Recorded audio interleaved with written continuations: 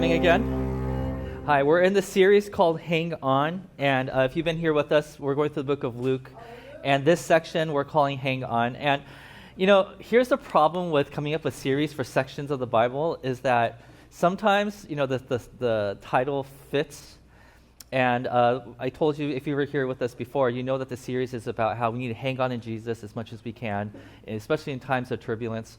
But sometimes Jesus kind of goes off on a tangent, and it just so happens that today this title doesn't really work for us. The title "Hang On" doesn't work for us at all. As a matter of fact, it's the whole point of this sermon is exactly the opposite, which is embarrassing. So today we're not doing a series called "Hang On." We're going to be calling it "Let Go," and you'll see why at the very end. Okay, so if you've been wondering like, well, why is this called "Hang On"? This time we're going to change it up a little bit. So through this series, we've been talking about, well, what does it look like to follow Jesus, right? If we're going to be following Jesus, and if you don't know who Jesus is, like, if you read through the scriptures, you'll find out that people who had nothing in common with Jesus, they liked Jesus. They just wanted to be around him as much as possible. And so this whole movement started around him, and which is called Christianity and the church. And as people started following Jesus and they started worshiping Jesus, what happened was, so when you worship God in the Old Testament, it's usually in the form of song. You sing songs. So like today, if you came here on time, you sang a few songs with us, and we call that the time of worship. But what we discover in the New Testament is that there's a big shift of worship from just singing songs, playing instruments, dancing, to almost not. It's like one of the first church leaders, his name is Paul the Apostle, he was almost intentionally trying to pull people away from just singing songs, because in the Old Testament there was these issues where people would just sing songs about how much they love God and how much they're devoted to God, but after they're done singing, they're living a lifestyle that has nothing to do with what they just sang. Like, okay, you sing with your lips about how much you love God, but then the way that you're living your life totally doesn't reflect it at all. And so Paul the Apostle, one of the first Christian leaders, he was really pushing for, if you really want to worship God, stop singing songs, start living a life that represents the songs that you want to sing. So start living your life and he used the word living sacrifice, which means live sacrificially for the people around you. Right? So we'll see, and so when it comes to worship, it's not just what songs we sing, or if we show up to church on time, or if we're giving to certain causes from our pockets. It's not just that. It's almost like he's expecting us to worship God not just with words and songs, but also with our lifestyles. So today we're going to be looking at Luke chapter 12, verses 35 through 46. And this is the section, we're almost done with chapter 12. And as we get closer and closer to the end of 12, we start to see a different side of Jesus that we don't really talk about too much, but you'll hear a lot about that next week. Next week is going to be kind of harsh, but so if you, yeah. Okay, so as we go into Luke chapter 12, towards the end of Luke chapter 12, we're going to be talking about this one thing. So years and years ago, hundreds of years ago, there's a guy named Martin Luther. And Martin Luther was asked, like, hey, so what is it about, what is it that we need to do to be fully devoted to Jesus? And his answer was really interesting. He says there's three parts to true conversion. Number one thing is that there's a conversion of the mind. Okay, and the second thing is there's a conversion of the heart.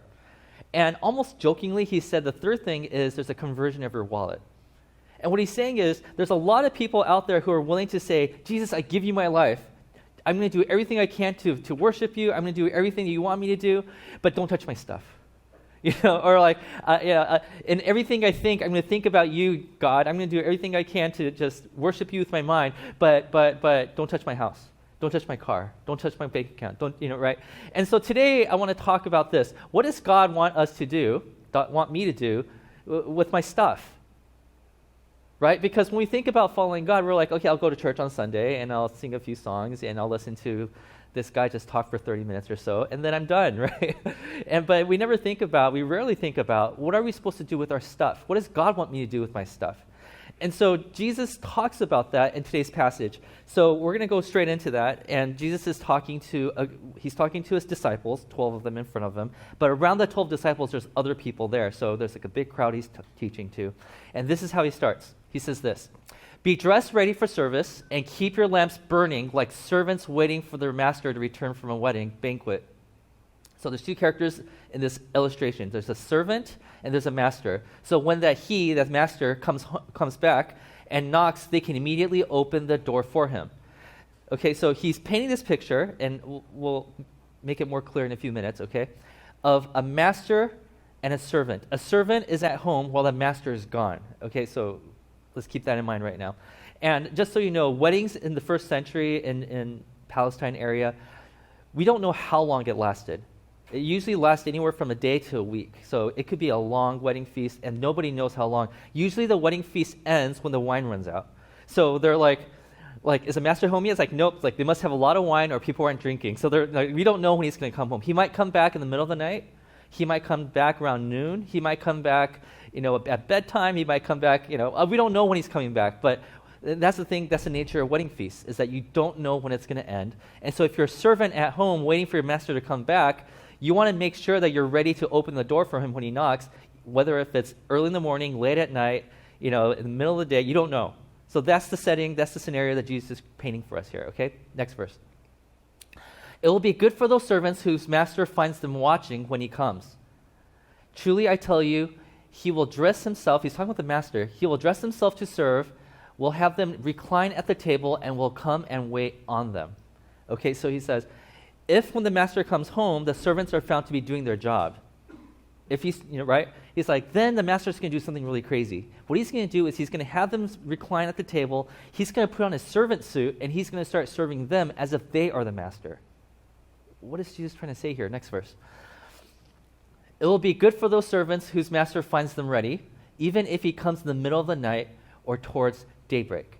So let me illustrate this for you. I made a little diagram so that we all know what's going on here. So this white square is the house, okay, and that's a table. Back then the tables were low. And here are the servants inside the house. The master is out of the house. He's at the wedding banquet. What Jesus is saying in this illustration, okay, next slide, is that as the master comes home, okay, he has a crown, that's why you know he's a master, okay, he's going to see that the servants were right there at the door waiting for him to open the door, like, you've been doing a great job. Now, a little side note about master and servant relationship, okay? Servants were considered to be property of the master back then, meaning whatever these servants did while I was away, if I was a master, okay, they should be doing the things that I would be doing had I been home. They are my representatives, okay? So while I'm gone, if I decided that I needed to redecorate my house, like interior design, I'm really bad at that, right? If I'm gone, when I get home, I expect what I envisioned the house to look like be done by the servants by the time I get home. Whatever I would have done is what the servants should have been doing. So that's what Jesus is telling us here is when the master comes home and sees that they're doing exactly what I expect them to do, 2 thumbs up. And then he says this, next slide. He says, I'm going to have them go to the table. I'm going to have them recline. Back in those days, if you're a rich family, and in this story, I guess this guy's rich, because to be able to recline at the table was basically a luxurious thing to do. They have cushions on the ground, and so they would, I think they'll lean on their left elbow as they eat with their right hand. That's how they would did it. So he's saying, I'm not only going to just have them sit at the right place, I'm also going to become their servant. So what he's saying here is, next slide, is I'm going to give them the role of master, and I'm going to serve them. Which has never been heard before. Like, they're like, what? The master did what? Like, I don't think masters are supposed to do that, right? What are they being rewarded for? Well, you're ever being rewarded for doing exactly what I expected you to do while I was gone. Good job, servants, right? So in other words, the servants worked as though the master was present. If the master were here, this is what would have been done. The master wasn't here, but they still acted as if the master was here, right? And because of that, when the servants saw the master come home, they saw the master as the blesser. He's like, I love my master. Why? Because the master is serving us. He's taking care of us. He's giving us a lot of things. This master is amazing. I love this master. He is my blesser. So that's the first illustration that Jesus gives. Then Jesus goes into a second illustration. Now this is a little confusing because it's the exact same setting with the exact same characters, except these characters have different roles. I know it's kind of confusing, but it'll make sense in a second. Okay, he says this, but understand this. If the owner of the house, who's the owner of this house? Had known at what hour the thief was coming, there's a thief in this story all of a sudden, he would not have let his house be broken into? Oh, the thief tried to break in? What story is this, right? You also must be ready because the Son of Man, that's code for Jesus, will come at an hour when you do not expect him. Wait, are you saying that Jesus is the thief in this story? So let's look at the diagram again. So, in this story, the servant is now acting as the owner of the house. The master's been gone for so long, he started thinking, you know what? This is my place. Like, welcome to my house, right? And so he's acting as if he's the owner. He forgot that the place that he's been asked to take care of actually belonged to the master. He thinks it's his own place now. Okay? And then, next slide. And so he says, as the master comes home, right, the servant blocks him and says, you can't come in here. What, you want to come in here? This is my house. Thief. But in doing so, he's actually telling the owner that he's telling the master that he is the thief. Does that make sense? The servant, has so believed that this place belongs to him that when the actual master comes home, he labels him as a thief and won't let him into the house. Right? So the servant believed he was the owner. Like, whatever the case was, because the master was gone for so long, he eventually got to the place where he convinced himself that he owns the place. And because he owns the place, when the servant saw that the master came back, he saw him as a thief. So depending on how you see the stuff that you have, if you think this is mine, all mine, and then the one who gave it to you in the first place comes back, all of a sudden he's not a blesser, he's a thief.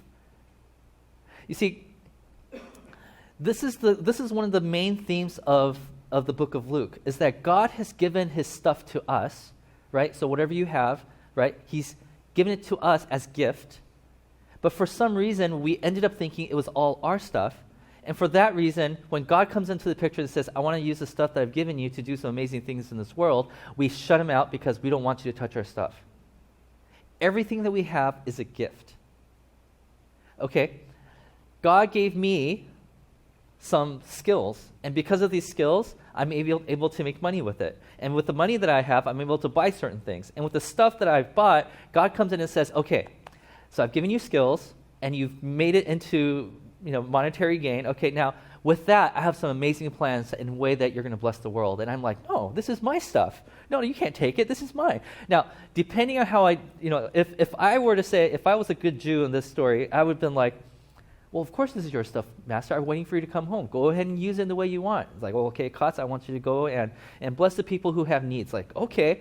And then I see people's lives change. And I'm like, God, I'm seeing lives change. Did I just do this with the stuff that you gave me? And he's like, well, yeah, kind of. It was a partnership because I gave it to you and I told you what to do with it. So we did it together. Like, you did this and I got a front row seat to see all this amazing thing happen.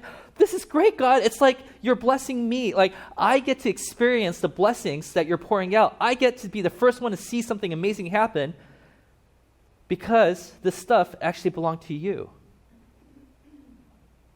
Whereas, with the stuff that I have, God comes and says, hey, Katz, I have an amazing plan. You're going to go give your stuff to these people over here, and when you do it, you're going to see some amazing things happen. It's like, what are you talking about, God? This is mine. I worked for this.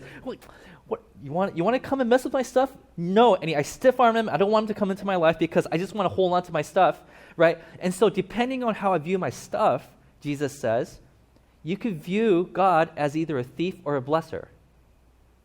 And he said this is a very, very dangerous thing to do because in scenario A, right, we both win. God wins, I win, and the person I just blessed, they win, right? But whereas if I start hoarding and start believing this is actually my stuff, God would say, well, I want to accomplish that, but I can't, so he loses. I don't get to experience the blessings, and the person who's supposed to be blessed by it loses, and so everybody loses.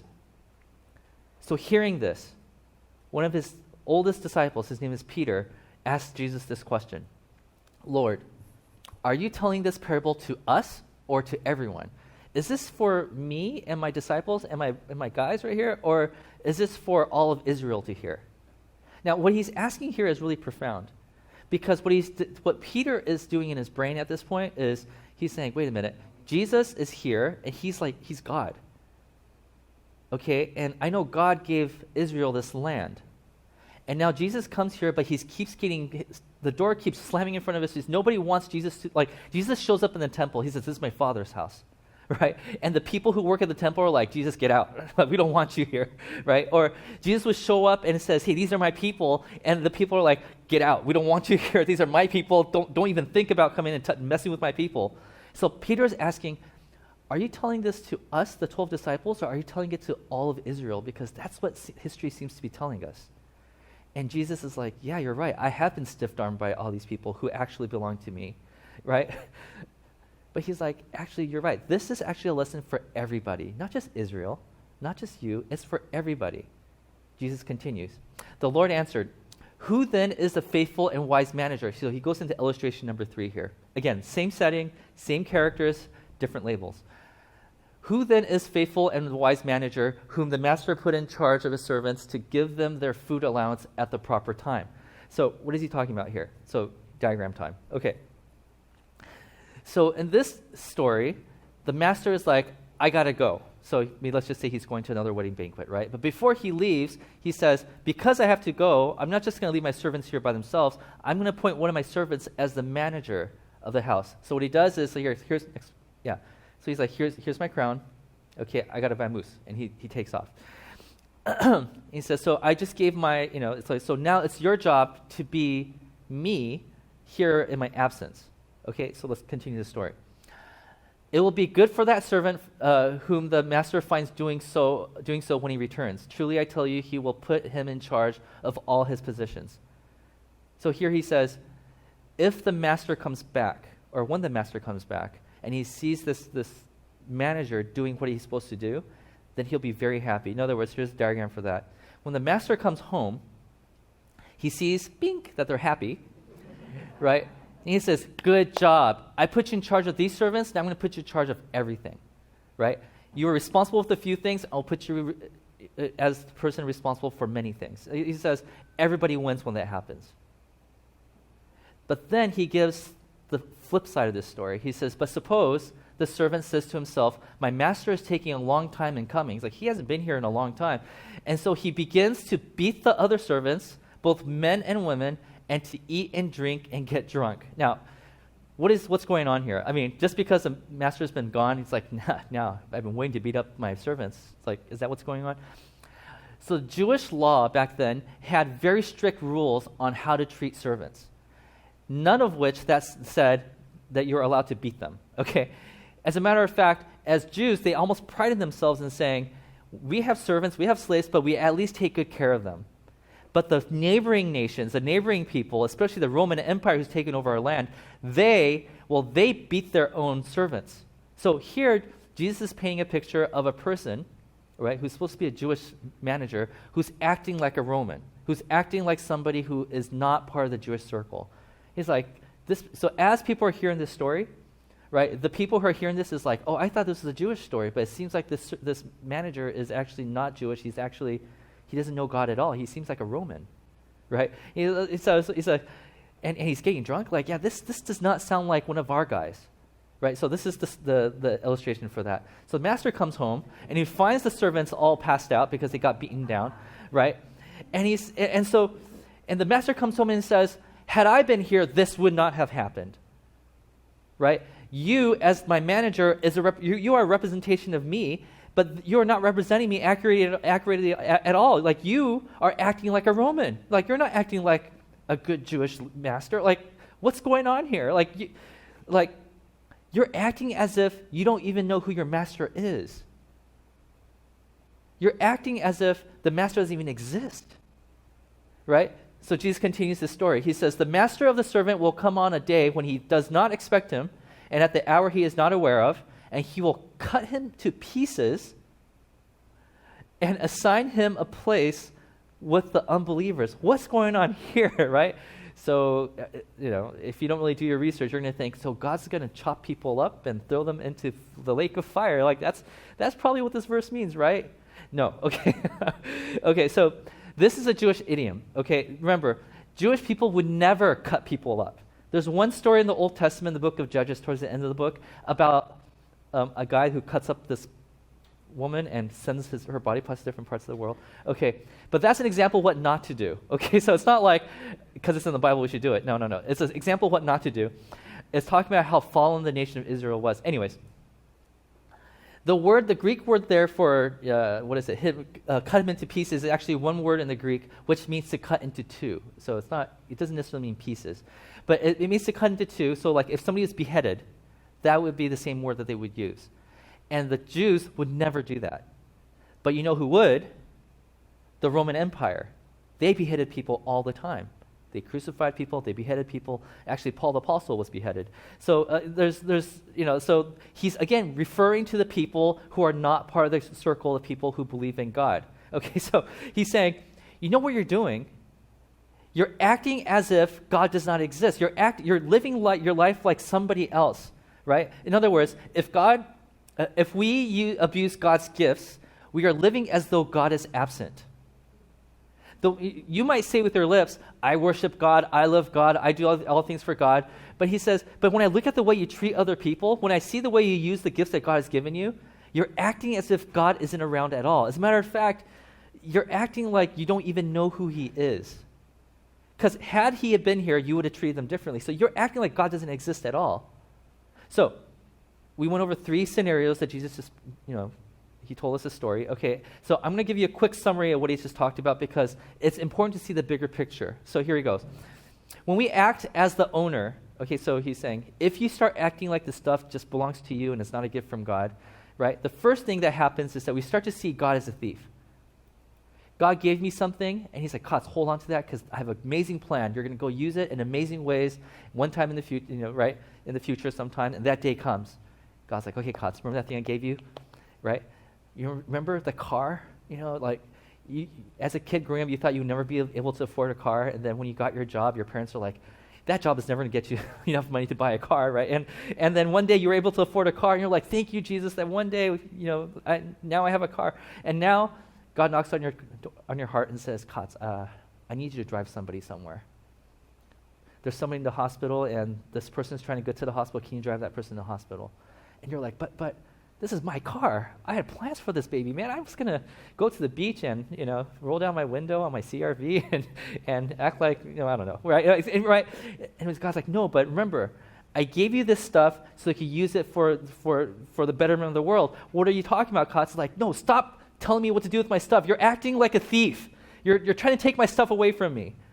And so when you start acting like the owner of your stuff, the stuff that God has given you, you start seeing God as a thief, right? But the second thing is that then we start to block God out of our lives. We're like, God, I don't want you to touch this. This is my car. You stay away from me, right? You're like, this is my baby. Like, don't touch it, right? And so all of a sudden we're saying, God, I don't want you to be a part of this part of my life. Like, I'll give you my heart, I'll give you my life, I'll give you my mind, but don't take my stuff. Don't touch it.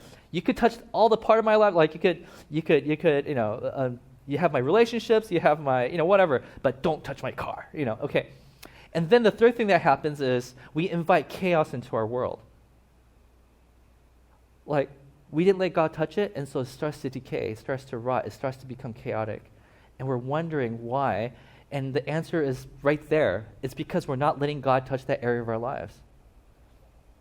I'll give you a really bad illustration. I was talking to my wife last night, like, what would be an equivalent to today's, if I were to give a parable that was written today, what would it be? And we're talking, and we're like, we can't come up with anything that's like normal, so here's a really strange version of this story. So let's just say I'm looking for a place to live, and this landlord comes to me and says, hey, Kotz, you could come and stay at our place. You're and your whole family. Really? It's like, yeah. How much is it? Oh, that's so cheap. It's like, are you sure? It's like, yeah, come on, just stay here. And not only that, I will come to your house every week on a Monday and clean your house for you.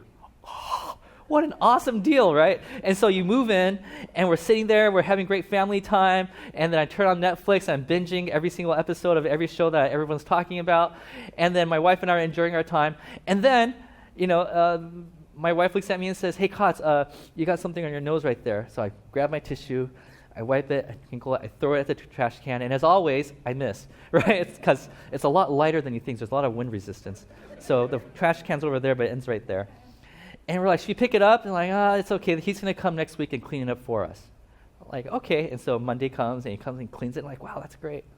So next week we're binging again. We're watching TV. And that's all we do at the Omines. We just watch, and the kids join us. More screen time is good. So let's keep watching TV.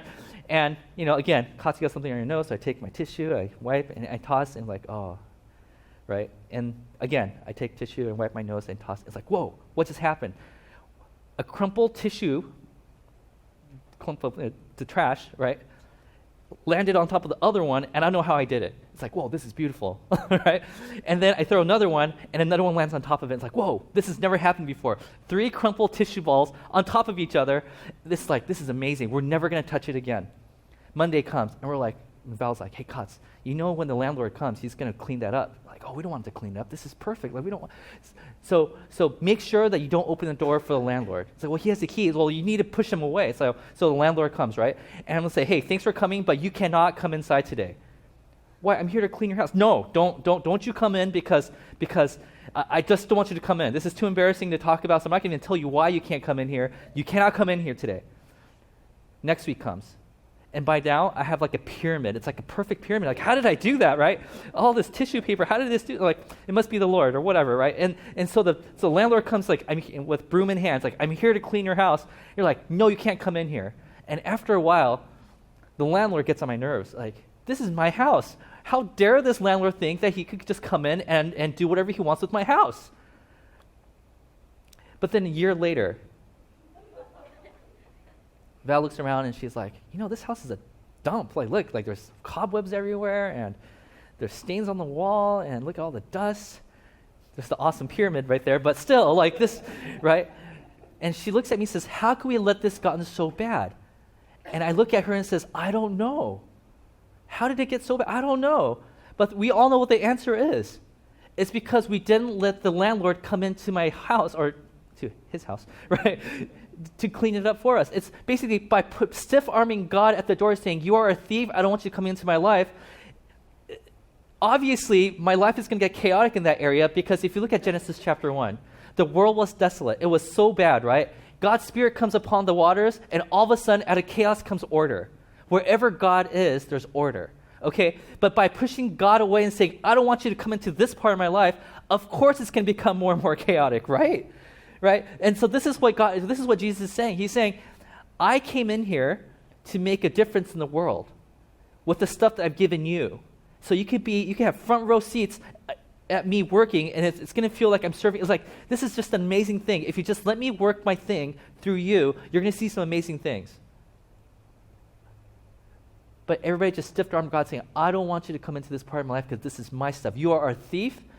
I don't want you in there. And I don't know why things are starting to fall apart. Like, yeah, people are getting chopped up in two. And you're like, I don't know what's going on. But still, I do not want you to come into my life. This is the image that Jesus is painting for us. And so Jesus is basically saying, the reason why there are such bad things happening, right, in certain parts of your life, maybe it's in your finances, maybe it's in your relationships, maybe it's in the stuff that you have, maybe you become so greedy that your friends are like, I don't like being around this guy anymore. It's like, I'm losing friends.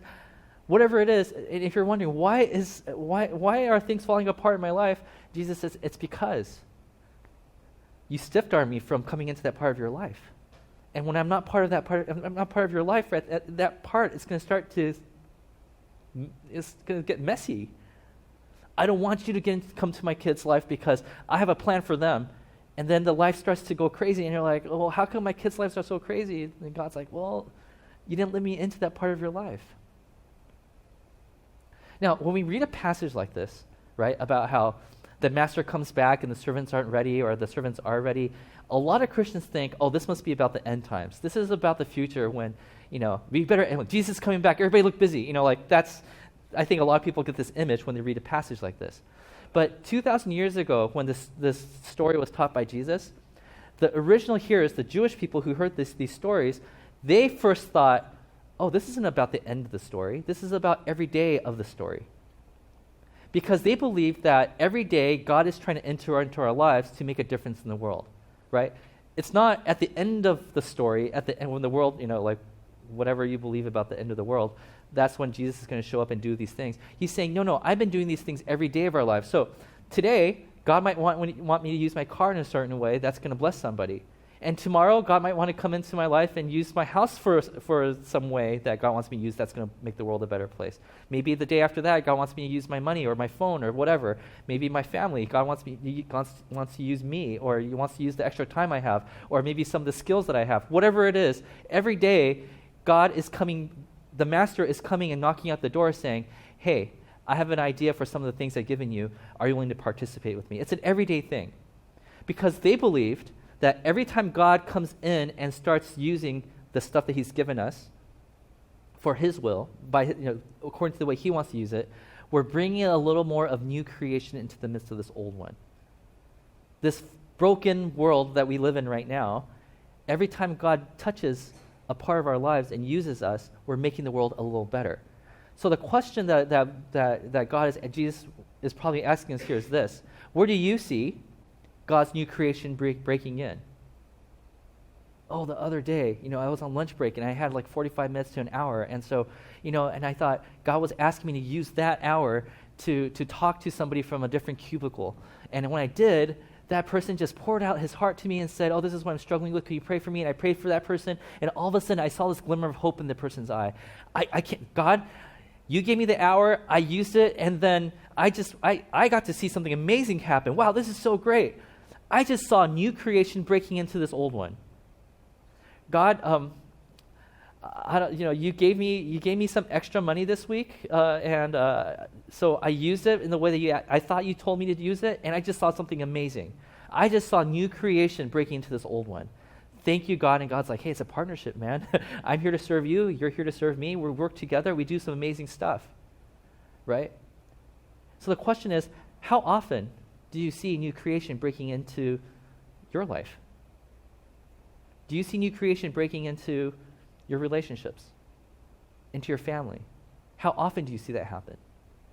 And for those of you who are like, I don't see that happen that often, then there's a follow-up question that Jesus would probably ask, which is this: well, then what do you own that needs to be offered back to Jesus?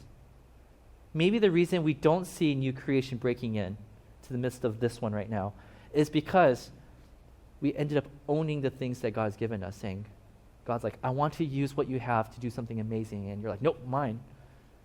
And so Jesus can't bring new creation in your midst. So 2 questions again. Where do you see God's new creation breaking in your life? And if you don't see it happening that often, then the question is, then what do you own that we need to offer back to Jesus? I mean, that's what it comes down to. What does God want to do with our stuff? What does God want to do with my stuff? And the answer to that is, He wants to do amazing things with it. But the problem is, we're holding tight of the things that He's given us, and so He can't do anything with it because He's not going to violate our free will. He's like, I'm not going to force you to give up what you have, but when you're ready to let go, I have some amazing plans with the skills that I've given you, with the personality that you have, the time that you have, the job that you have, the house that you own, the house that you're renting, the car that you're, the job that you have, whatever it is. God's like, I have amazing plans for the things I've given you. And all you have to do is offer it back to me, and then you will start seeing new creation break into the midst of this one. So we go back to what I talked about in the very beginning. What does it mean to worship God? It means to let go. It means to let go of the things that He's given us. I'm not just saying waste it. That's the opposite of what I'm saying here, right? I'm saying if God asked you, hey, God, if maybe one day God knocks on your heart and says, hey, that thing, that treasure in your life, well, I gave that treasure to you so that you could use it for something amazing. Just open your hands, let it go, and watch me do some amazing things. Maybe there's fear involved in this. Maybe that thing that you held on to was the thing that gave you value. I'm the only kid in this block that has this thing. And so, I'm the guy on the block with the nicest car. And if I were to let go of that, I might lose the status that I've gained, or maybe it's security. Because I have so much of this, I feel secure. And by letting go, I might lose my security. So maybe it's fear. Whatever it is, we have to learn to let go of it so that we can let God work amazing things through us. Amen? Amen. Let's pray.